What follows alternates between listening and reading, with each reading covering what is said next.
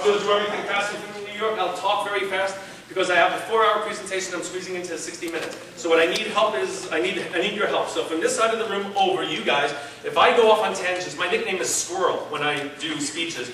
You see the movie Up? Has anyone seen the movie Up? So the little dog guy is talking to people and he's talking to having a conversation. Squirrel?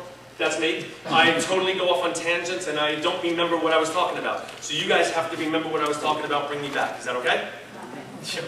Okay. You guys from this side over, and you're the captain. Because you are, I feel you, man. I feel you. You're the captain of this side, and what's going to happen is if I forget what I'm talking about, you have to remember what I was going to say.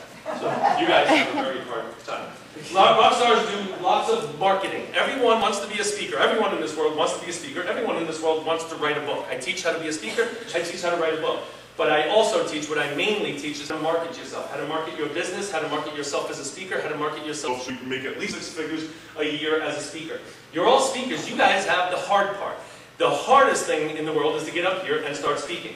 I have all these clients that are really good at marketing, but they can't speak. At my boot camp coming up in March, next month, March 14th to the 18th in Los Angeles, I think I have, because of the Toastmasters International Convention, and I've spoken to 3 others recently as well, over 100 Toastmasters coming to this boot camp. I have 450 people. So you guys are going to have a lot of Toastmaster people that you have like your own little clique.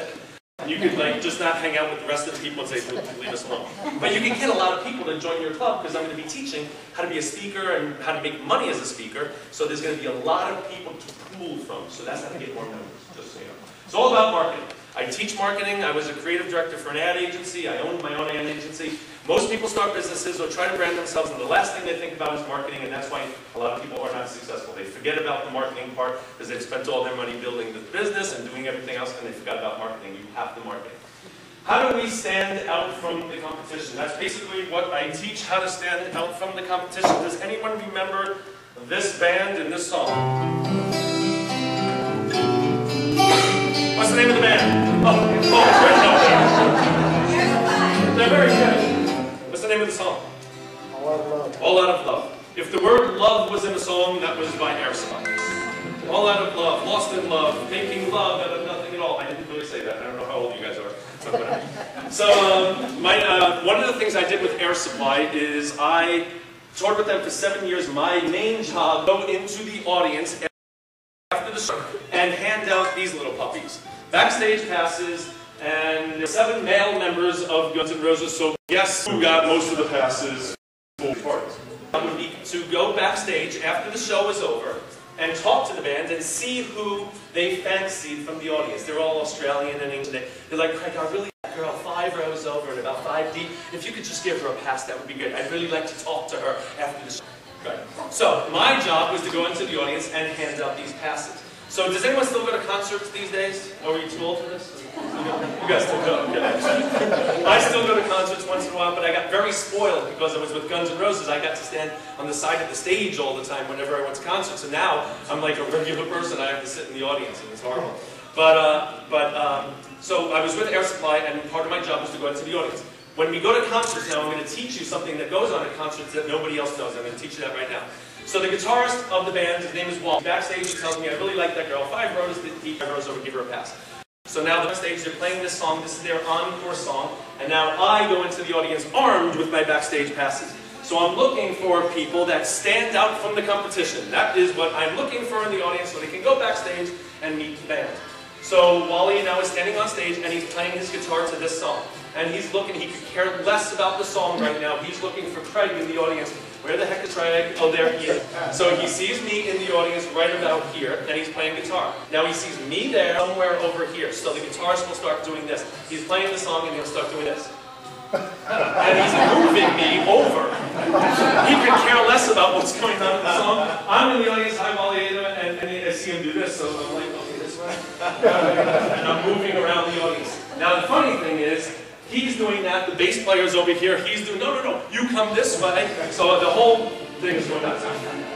The thing I want to teach you at concerts is when I'm finally behind the girl that he wants me, so he's moving me up and moving me up. When I get behind the girl he wants me to give a pass to, he does this. Yes. So the next time you go to a concert and you see a guitarist doing this. If you're a guy, hold on to your girl, because she's going backstage and you're not. So, and that's how you stand up from the competition. You just have to be a woman and just go to an air supply show and you get to go backstage. That's basically what I teach. How to get backstage passes at concerts. So how did I stand in competition? Sonia pointed out that I bring horrible pictures of myself back in the 80s, and here is one of the beauties right now. That's how you what? That's how you stand up from the competition. You start dressing like that just out of college. I had 10 paper clips. Don't ever do what I did.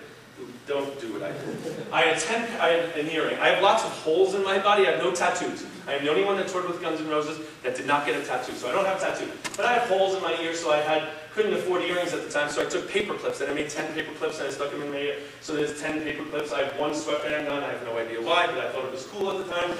So that was back then. And I teach these Rockstar rules. These are the 6 or 7 things that I did in the last 3 years to become an immediate success as a speaker. I only started speaking 3 years ago. My whole life has been doing other things, and all of a sudden I went to a seminar one day, and I saw this guy speaking on stage, and I said, I'm going to be a speaker. And I really, really did it. I had such a passion for it. Right, started getting on stage, I said, well, I'm actually pretty good at this.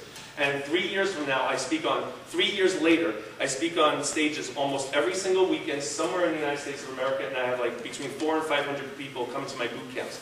And it's simply because I did these things. And I'll share these with you. If you want to write something down, you can. If not, you can just listen. Number 1 is always did my best just in case someone was watching. I graduated college in 1983. Don't do the math. 1983, I graduated college, and 2 weeks out of college, I got a job at Westbury Music Fair in Long Island, New York, as a runner backstage. All I did was get drinks for bands. I was the gopher, the lowest man on the totem pole at this theater, and that's what I did. I got drinks, I got them towels, I made sure that they got to the hotel, back and forth to sound check and all that. Came in the second week I was working, there was Air Supply. They came in and did a show on Friday night and Saturday night. Friday night I worked the show, met the band, got on them and stuff, and I was the gopher guy. Saturday night I was not scheduled to work, but my mommy wanted to Air Supply. So I took my supply, and she sat in the audience, and I went backstage, and she took a friend actually, so they sat in the audience. And I go backstage to meet Air Supply because I'm not working that night, but I was allowed backstage, so I went backstage. And this big 300-pound security guy comes up to me and he goes, "You were the guy that was working here last night, weren't you?" And I said, "Yes, I was, Mr. Very Large Man. How much do you make a week here?" And I said, $150 a week. And he said, "Quadruple that." So many things went through my mind of what this man wanted me to do to earn this $600 a week, but I was willing to say yes because I was like 21. I was like, "Yeah, I'll do whatever you want." He said, "The band saw you last night and they thought you just had a great energy, positive around them at all times." To make a long story short, the next day they sent a limousine to my house and took me to JFK Airport, took a limousine, a Learjet from JFK to Wallingford, and I toured with Air Supply for 7 years. I always did my best just in case someone was watching. With the internet, with Facebook, and all these things going, you never know who's watching. And I tell my 12-year-old kid this all the time. Colleges are looking now to see what you're putting on Facebook, because they can read, their archives are there, and they can see what kind of person you are from way, way back. So I always tell kids, be careful. I do the college speaking. Be careful what you're doing at a very early age, because everyone can see it. If you're always doing your, just in case someone's watching, they are watching. So well, just for kids, it's for adults. People want to work with people that are, good people. So always do your best just in case someone's watching. This was me with Air Supply. That's me second from the right in the red pleather pants. I just wanted to fit in, so I wore that. So it was very 80s, you can see. Scary. Made connections and met the right people. The second one, made connections. I made a ton of connections on the road with Air Supply, and I met one of the guys that toured with Air Supply was the security guard, became the manager of Guns N' Roses. Never know who was successful very, very fast. His name is Doug Goldstein. He was the security guard, became the manager, total fluke. Axl loved him, fired the manager, and he became the manager of Guns N' Roses. So Doug calls me up one day, "Are you ready to go back on the road? What do I have to do?" You basically have to babysit Axl Rose. And at the time, I'm like, that's the guy that's like in jail every other week? Yeah, but I'm going to pay you a lot of money. So I said, okay, I'll go. So I toured with Guns N' Roses for 3 years as Axl's personal assistant first, and I became his manager, and I managed everything in his life. But just so you know, what I did for Axl Rose was carry $25,000 in cash with me at all times to get him out of trouble. That's what I did. And so he could go on stage and actually perform.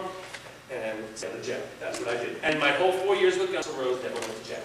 This is a clip. That's my boss, the guy in the middle, just in case. This is what I toured with for 4 years. This is a clip. I'm going to do a really quick clip. This is Guns N' Roses in Tokyo, Japan. In front of people, and I use this video on YouTube for a specific reason. This is a number sung by Mr. Duswalt McKagan. Something that we hoped about. It's an old song by the Misfits, and this is called Attitude. And we'll dedicate this to Mr. Craig Duswalt. 80,000 people. I must have pissed them off that day or something. So, I'm going to play this song. This is really interesting.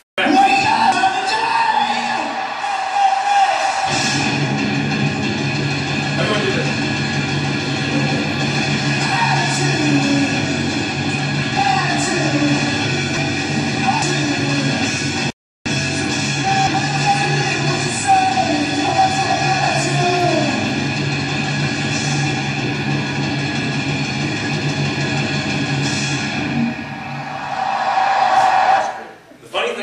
Song is it's a 6.5-minute song, but I never know where I'm going to play, so I had my editor cut all the curse words out, and that's what was left. And I was like, oh my gosh, there's like 10 seconds left.